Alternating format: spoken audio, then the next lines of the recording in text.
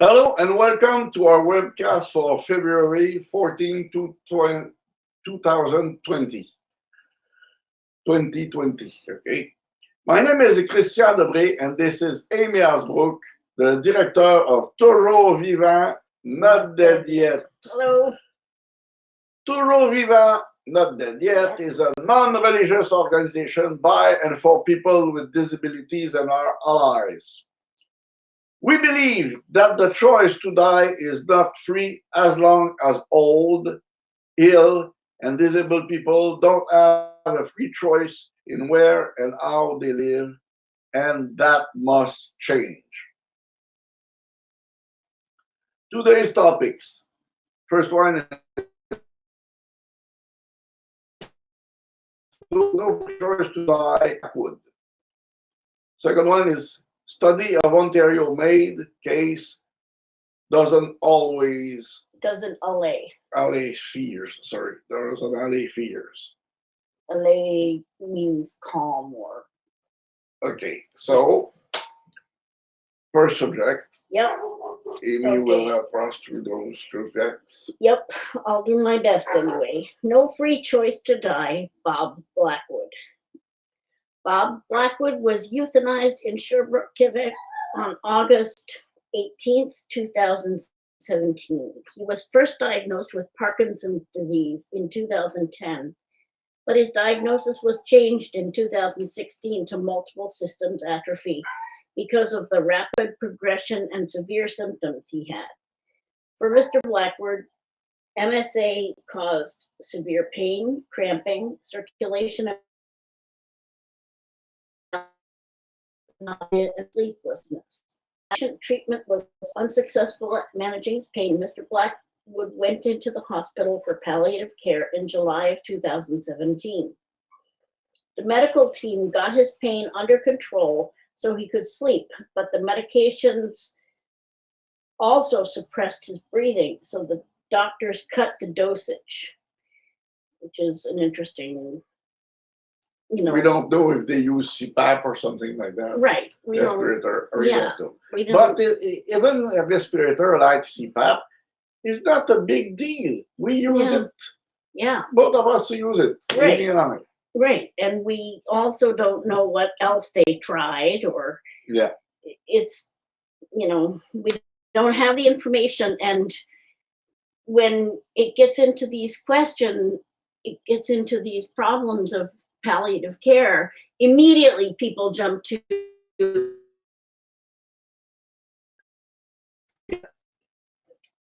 the return of pain and sleep deprivation, described in a CBC article as torture, led Mr. Blackwood to consider suicide, or as the CBC put it, with the palliative care no longer providing relief from his suffering, Blackwood applied for a medically assisted death.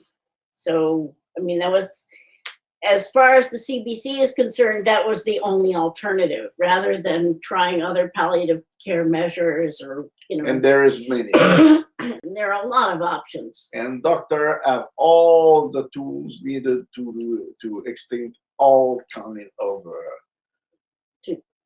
deal with all pain. kinds of pain. Yeah. Okay.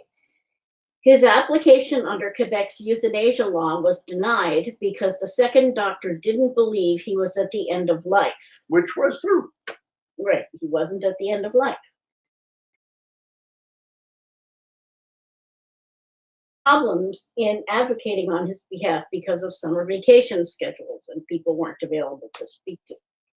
When she finally arranged a team meeting, Ms. Ross was informed that she could ask a different clinician or doctor shop. Yeah, and it's easy. Yeah, for an opinion on her husband's eligibility for euthanasia. So she basically just had to find a doctor who would say, yes, he's eligible for euthanasia. And it's easy to find a doctor who will say, yes, I'm sorry. Right. She soon found a physician to sign off on her husband's medical assistance in dying request. After Mr. Blackwood's death, Heather Ross joined with Dying with Dignity to advocate for changes to Quebec's euthanasia law to clarify and relax the end-of-life eligibility requirement. And, you know, she didn't advocate for better palliative. Interesting choice. To kill the people, there's no problem after that. Right. For anybody. The reporters focus on death as a solution to suffering while downplaying palliative care is typical of media coverage of assisted suicide and euthanasia, as we discussed last week. And we have a link to our program last week where we talked about this again. Rather than investigating why his pain medications were decreased, whether Mr. Blackwood might have been eligible for palliative sedation, or what alternative measures were tried, the CBC reporter makes the denial of MAiD the central issue of the report. The CBC report uses emotional language to describe Mr. Blackwood's symptoms.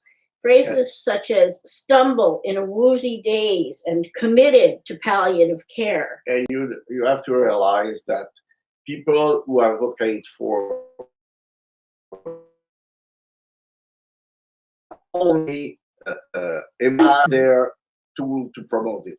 Yeah. There's no way they have scientific opinion on that. It's just emotional. Well, the other thing is that non-disabled people exercise their fear of disability through language, through emotional language in describing disability.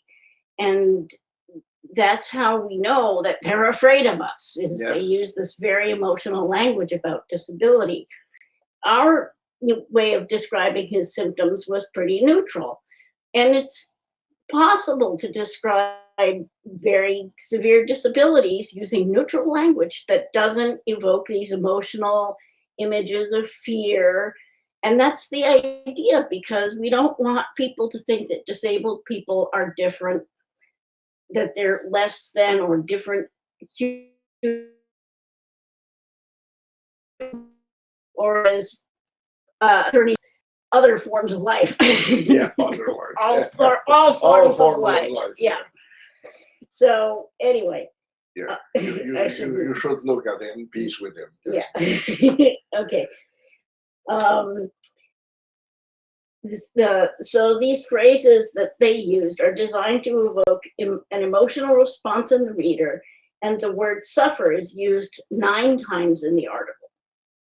Suicide is presented as something to be avoided at all costs. Only night time. Right. Even though, like euthanasia, it results in the person's death. And the people who promote assisted suicide and euthanasia are always saying, but it's my body, my choice, except for they don't actually do the act that ends their life. So it's a little hypocritical.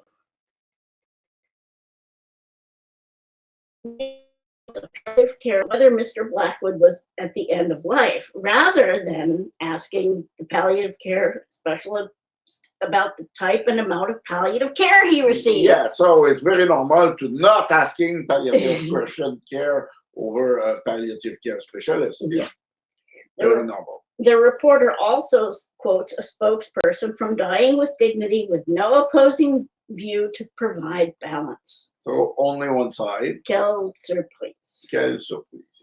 Right. A second article from the CBC focuses on the difference between the end-of-life criterion in the Quebec statute and the reasonably foreseeable natural death requirement in the federal law. The piece quotes National Assembly member Véronique Yvon defending the provisions of the bill that she sponsored. And the proposal that would have changed the Quebec criterion from end of life to for which the doctor can see their death, unquote, became obsolete with the ruling in the Truchon decision that declared the end-of-life eligibility criteria unconstitutional. And they don't appeal this decision, Right. And they should have, because normally when there is some kind of discrepancy, it always have to be on appeal. Right. particularly when it is from a lower court. Right, and not only did they not appeal, but they haven't asked for an extension, and there was a 6-month period, except for 2 or 3 of those months were taken up with the federal election and getting the new cabinet into place. They're rushing through this process and not doing a very good job. And if it's not, if somebody will die of it. Right. Yeah, exactly. Our second topic is the study of MAiD cases doesn't allay fears. A new study came out on Tuesday comparing demographic information about people who received medical assistance in dying between June 16th and October 18th. So it's very recent. And those who died from other causes. In statements to the press, the researchers claim that the study shows that concerns about vulnerability and isolation of people who request MAiD and access to palliative care are unfounded. So they're saying, oh, you're worried about those things, don't worry. Don't it's worry, not a problem. nothing happened, everything is fine. Yeah. In the Globe and Mail, Dr. James Downer is quoted as saying, quote, "It was very unusual to see anything but well-educated patients who were well aware of their rights and options and definitely had access."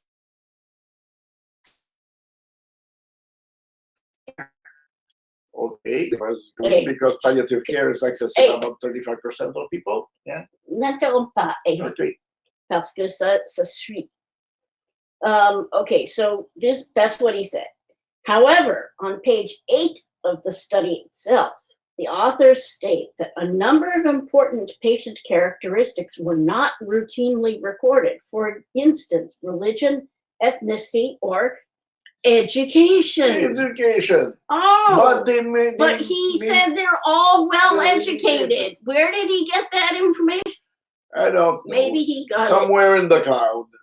Yeah. Okay, so he produced the education idea out of somewhere, and it's completely a lie. Okay. Yeah, well, we don't know. The study says palliative care providers were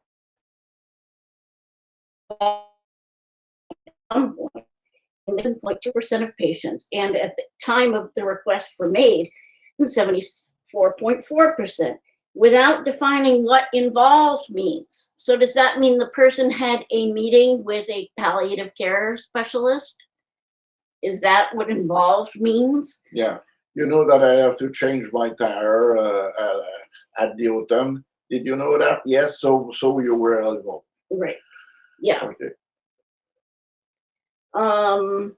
Other data in the study offer a clearer idea of the effectiveness of supports that people received.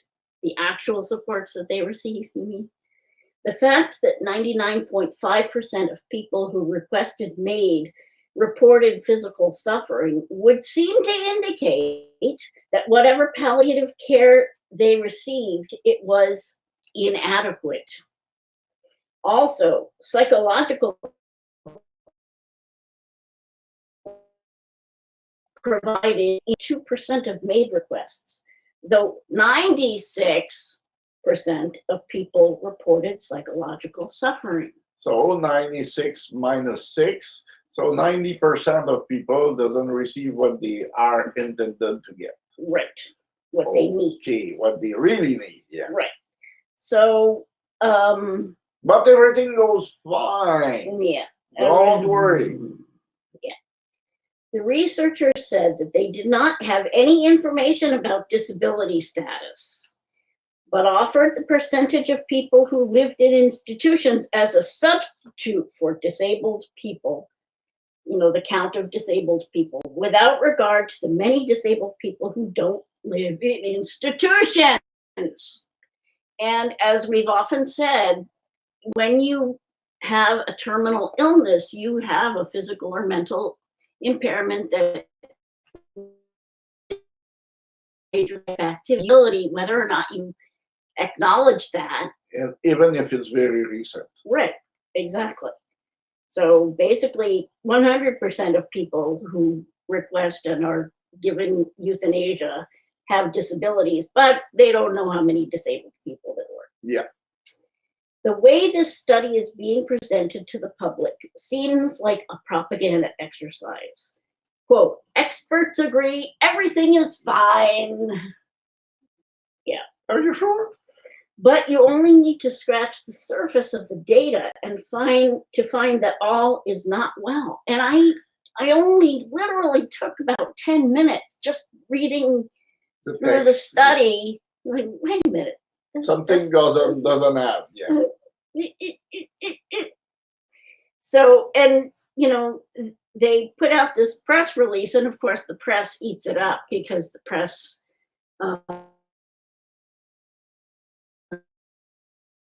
They're cheerleaders for euthanasia. Yeah. So they, you know, gobbled up the press release, and everybody's talking about how don't worry, everything's fine. Yeah. Okay. So, if you want more information about the subjects that we discuss here, you can visit our Facebook page at facebook.com/toujours vivant, not dead yet, all one word. You can visit our website at tvndy.ca. You can email us at info@tv-ndy.ca, or you can follow us on Twitter @TVNDY. Thanks to Christian for helping out. Thanks to you all for being there, and we will see you next time. See you soon. Take care. Bye.